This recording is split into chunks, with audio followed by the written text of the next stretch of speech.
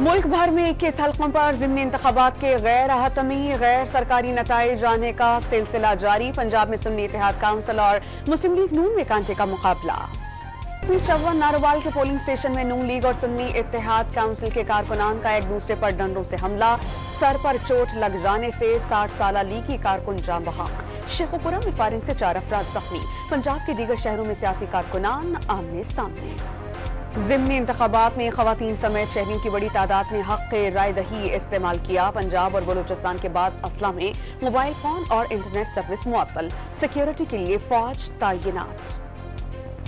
और गाजा में सहूनी फौज के हाथों फलस्तीनियों की नस्ल कुशी। बमबारी से 14 बच्चे शहीद।